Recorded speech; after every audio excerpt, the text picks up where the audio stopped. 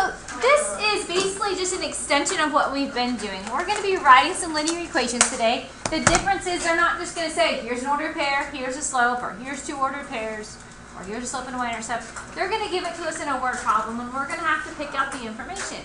But it's basically the same thing that we've been doing. Real quick, before we go through these examples, let's talk about our options. We can write linear equations in slope-intercept form, right? Y equals mx plus b.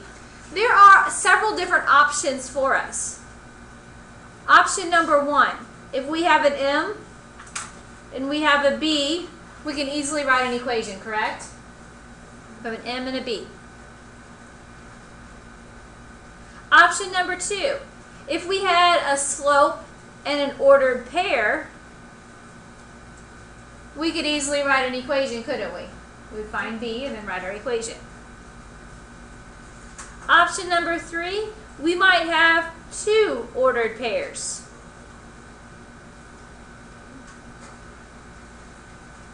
If any of those options occur, we can create an equation. Today we're going to have to kind of pick out what they're giving us, decide if they're giving us a slope and a y-intercept, or maybe they're giving us a slope and a point, or maybe they're giving us two ordered pairs. We're going to have to pick that information out and then use that to help us create an equation. Now, if you remember from Algebra 1, generally the slope can be found, m is slope, right? Generally our slope is the rate. They'll give us the word, a lot of times they'll say per. I'll write the word per there. It's kind of our clue. It's the rate. The word per is kind of our clue that we're talking about, or they might say each.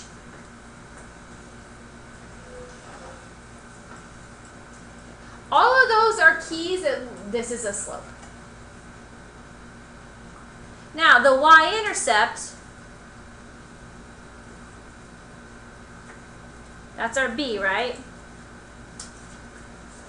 That's generally our starting point, or maybe our one-time fee, or maybe our starting amount. I'm going to say starting point or one-time fee. And that's kind of generally how we see it written.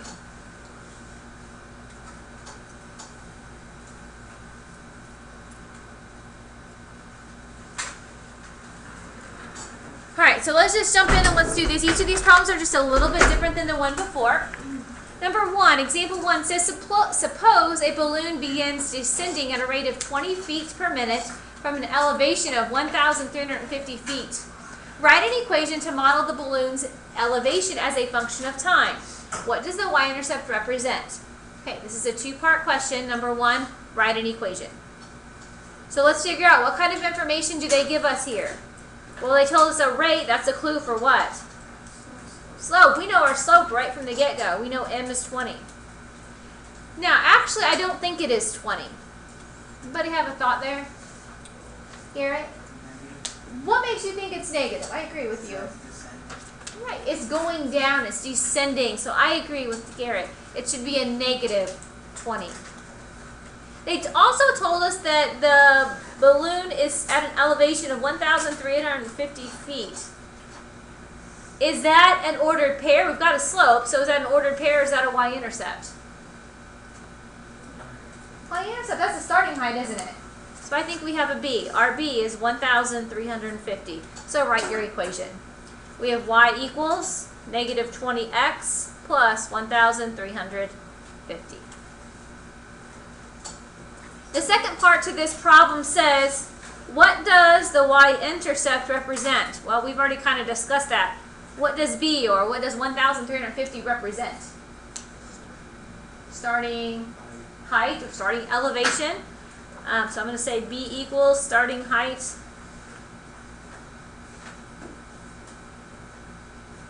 or elevation.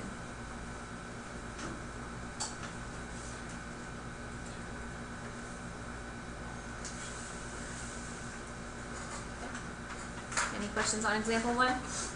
That one was pretty easy. It was pretty blatant, wasn't it? Pretty obvious. So we don't have to write sections. No, because we're just creating an equation. So we do have to represent, you know, what Well, for this particular problem, they specifically ask us what does the y-intercept represent, so that's why I did on that one. They won't always ask us for that. If they do, we can answer it. Example 2, Jacksonville, Florida has an elevation of 12 feet above sea level. A hot air balloon taking off from Jacksonville rises 50 feet per minute. Write an equation to model the balloon's elevation as a function of time. What does the y-intercept represent? Okay, so 2 parts here. Write an equation. Okay. So, what information do they give us? Well, it's 12 feet above sea level. Do you think that's M or is that B? They also give us 50 feet per minute. What is it? One's the slope and one's the y-intercept, right? The 50 feet per minute, that's my slope right there. That's my slope. M is 50. Now it's rising. Is that going to be a positive 50 or a negative 50? Positive. The y-intercept, that's our starting point. What's the starting elevation? 12 feet. So we have M, we have B. Let's write an equation. Y equals 50x plus 12. It says, what does the y-intercept represent? Well, in our case, what does 12 represent? Starting point above sea level. Yeah, your starting height or starting elevation. So I'm going to say B equals starting height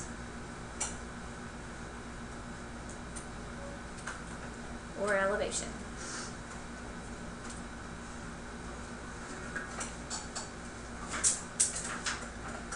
Okay, so they're not all going to be this blatant, this obvious, but they give you the M and the B. So let's look at example 3. A candle is 6 inches tall after burning for 1 hour. After 3 hours, it is 5.5 inches tall. Write a linear equation to model the height y of the candle after burning for x hours. Okay, so the question says to write an equation. Based on the information that's given, do we have a slope and a y-intercept, or do we have a slope and a point, or do we have 2 ordered pairs? 2 ordered pairs. Okay, so they kind of gave us a clue here. It said x hours and height y. That's our clue for writing this here. So we have x hours and height y.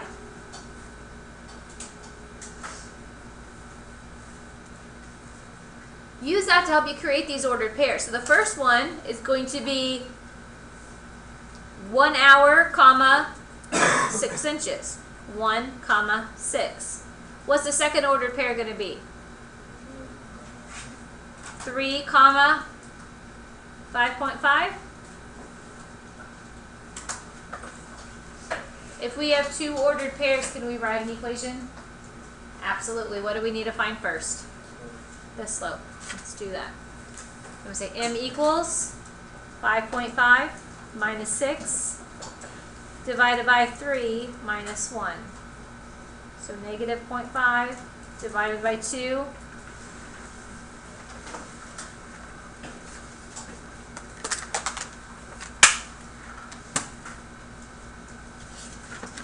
Negative 0.5 divided by 2 is negative 1/4. Or negative 0.25, however you want to write that. We have a slope. Now let's find the y-intercept. Pick one of the ordered pairs and put it into the equation. I'm going to use the first one. So 6 equals negative 1/4 times 1 plus b. Negative 1/4 times 1 is negative 1/4. We'll add 1/4 to both sides. So b is 6 1/4, or 6.25, however you want to represent that. So make sure you do that final step where we write the equation. So our equation is going to be y equals negative 1/4 x plus 6.25. That was the first part of the question.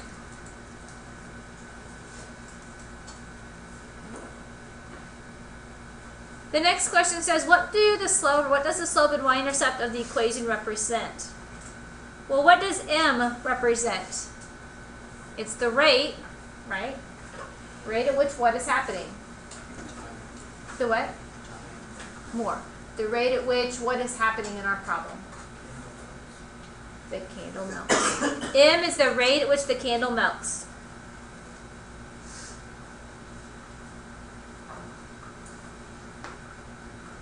So our candle is burning at a 1/4 of an inch per hour. Seem reasonable? And the negative represents as getting smaller, correct? If it was a positive 1/4, the candle will be growing. I'm not sure if that's possible. So what about the y-intercept? What does B represent? 6.25. Anybody have an idea? What does that 6.25 represent? Garrett? Yeah, so in our case, not starting point, let's call it the starting height of the candle. Okay. Or original height of the candle.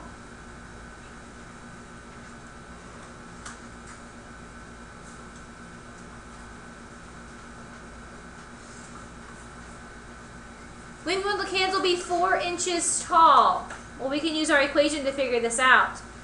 Is 4 inches, is that going to be X or is that going to be Y? Inches, look at your ordered pair. Height is Y, yeah. So when is Y going to be 4?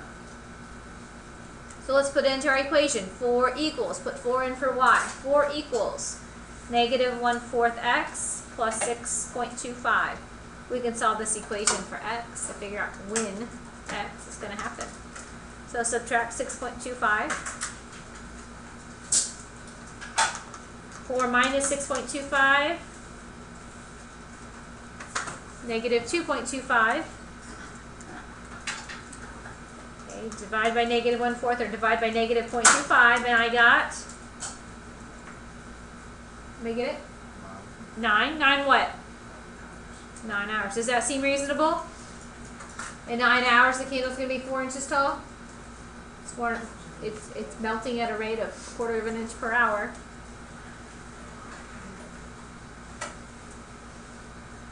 The next question says, how tall will the candle be after burning for 11 hours? Well, we have 11. Is that X or is that Y? 11 hours. Hours, we said, was X. So let's put X into our equation. Y equals negative 1/4 times 11 plus 6.25. Negative 1/4 times 11 plus 6.25 is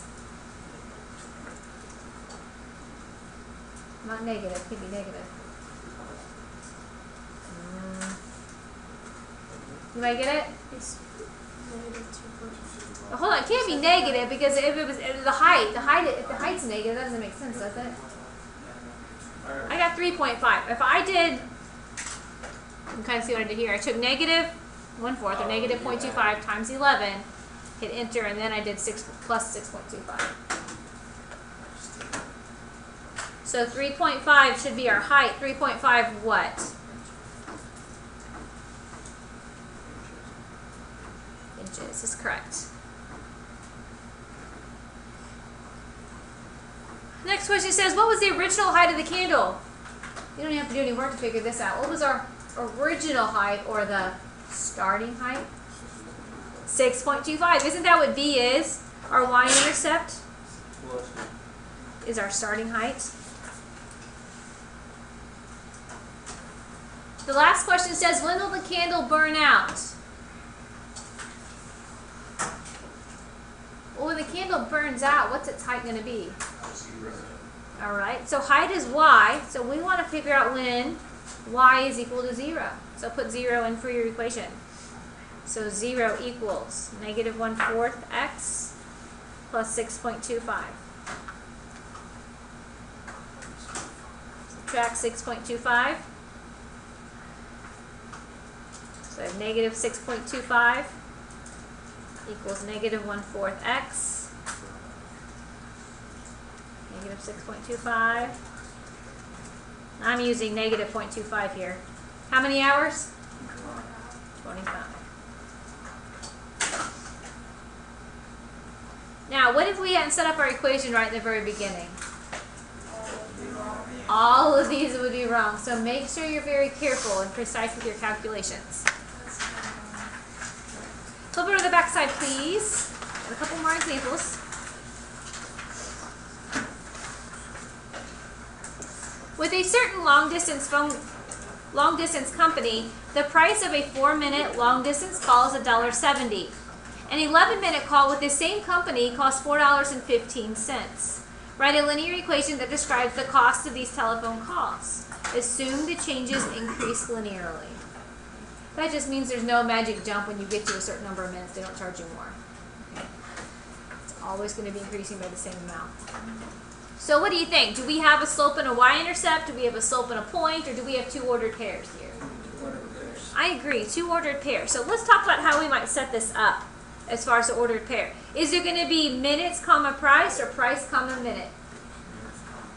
Yeah. Minutes, comma, price. Any measure of time, whether it's minutes, hours, days, weeks, any measure of time at all is going to be your x value in your ordered pair. It's generally your x, it's your independent variable.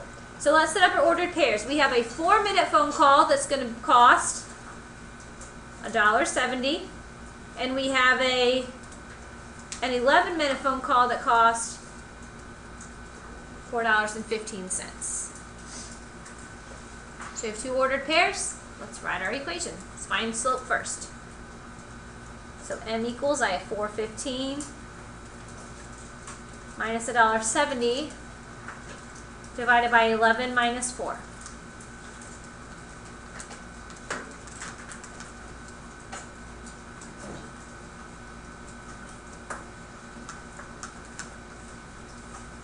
What'd you get for your slope?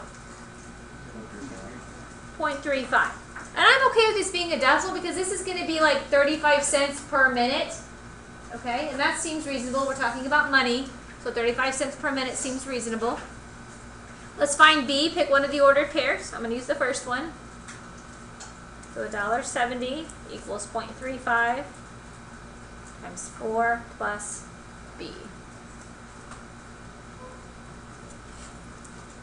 So 0.35 times 4. Subtract the 140.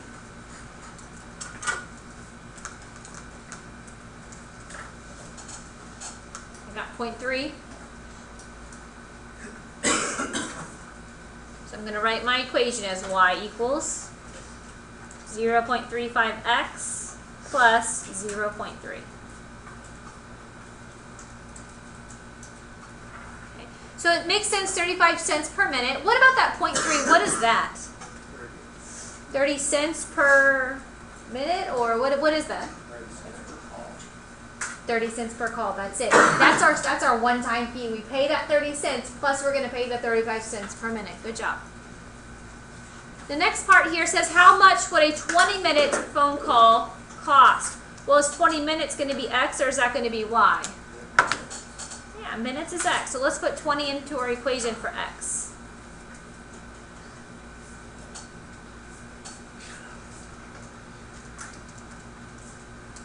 So 35 cents times 20, and then plus that 30-cent fee we have to pay. How much does a 20-minute phone call cost? You got it. Please don't just say 7.3. Let's say $7.30. We're talking about money here.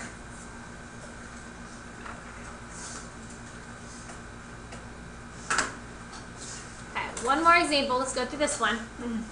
This one's a little different yet, so definitely take some good notes there.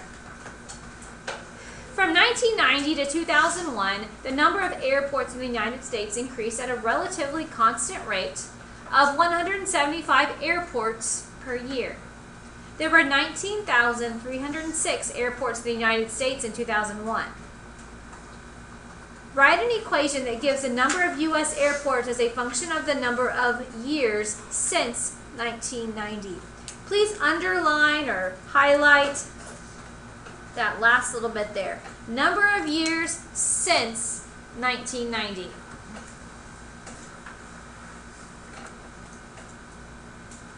That's really important here. We are given some information. In this problem, we'll talk about that here real quick. Are we given a point and a slope? Are we given a slope and a y-intercept? Are we given 2 points? What do you think? Slope in an ordered pair. Now, Maya, what makes you think that we have a slope here? What was the clue? Because 175 is the slope, and then it says 1990, but that's the x, and 19,360. Okay, okay. So let's start here. The 175 airports per year. Do you guys agree with that as being the slope? The word per was kind of our giveaway, wasn't it? And I agree with Maya. We definitely have an ordered pair as well. What I'm going to see is this. 2001, comma, 19,306. And that is not the correct ordered pair. Does anybody know why I should not use 2001? Matthew. Because that's what you gave you. Matthew? Because it says it's since 1990, that's in 2000. Okay, so how many years since 1990 is 2001, guys? 11. Just take 2001 minus 1990. That's 11, isn't it? So instead of 2001, let's use 11, comma, 19,306. That would be the correct ordered pair to use. If they ever tell you since a certain time, you need to use that as a clue to create your ordered pair. Does that make sense why we're using 11 and not 2001? Maya. If they do that, like, if they give you a time period like that, you always have to subtract it to get. You would subtract them, yes, to figure out how many years it was. If they tell you since a certain year, then you're going to subtract them. If they don't tell you that part, you can just use 2001. Okay, but if they tell you since a certain time, we'll subtract them. All right, so we have a slope and we have a point. We need to find the y-intercept, right? So let's do that. So we have 19,306 equals 175 times 11 plus b. 175 times 11.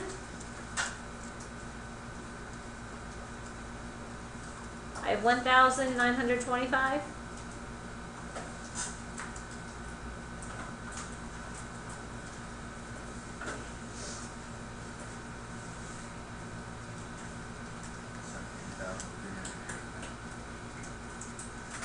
Okay, good. So we have our y-intercept. Now write our equation. So we have y equals 175x plus 17,381.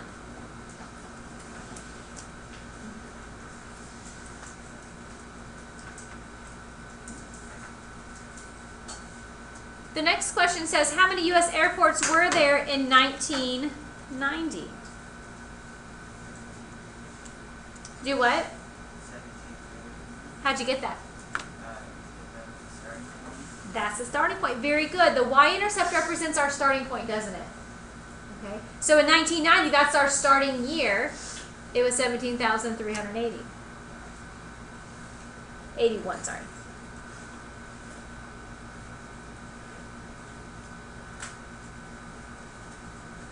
Next question says, find the year in which the number of U.S. airports reached 19,200.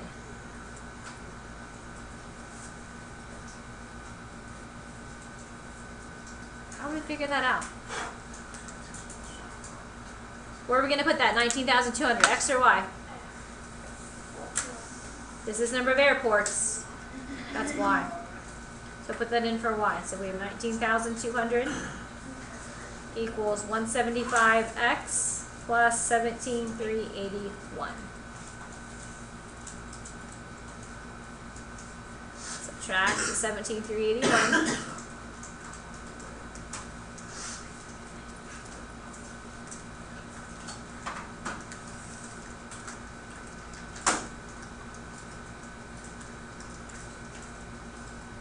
You can divide by 175.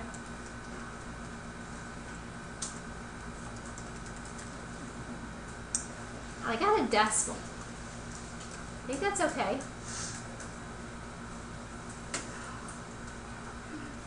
What do you think?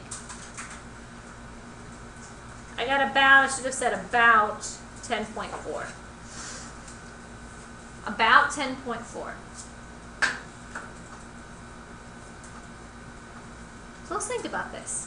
X is representing not the number of airports, but the year, correct? So about 10.4. What does that correspond to? Do what? About 2000. How'd you get that? To 19. Okay. So 1990 was our starting point, right? If you add 10 years to that, 10.4 years, that would be about the year 2000. I can't say 2000.4. That doesn't make sense, does it? So 0.4 would be maybe 4/10 of the way through the month or through the year. Not quite halfway through the year, so maybe May-ish, April, May-ish. Okay. So this is going to be the year 2000 to answer the question in the year 2000. Sometime in the year 2000, there were 19,200 airports.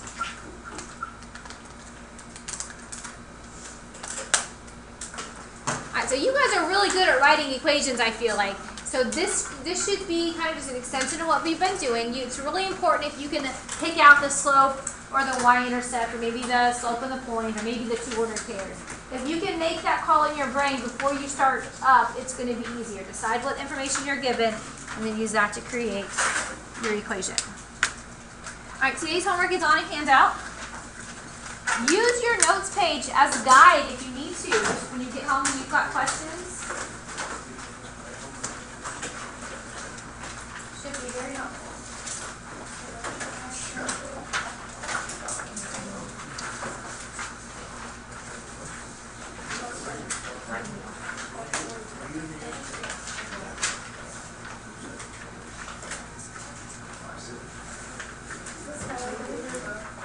Yes, if you're on task, you made your vote today.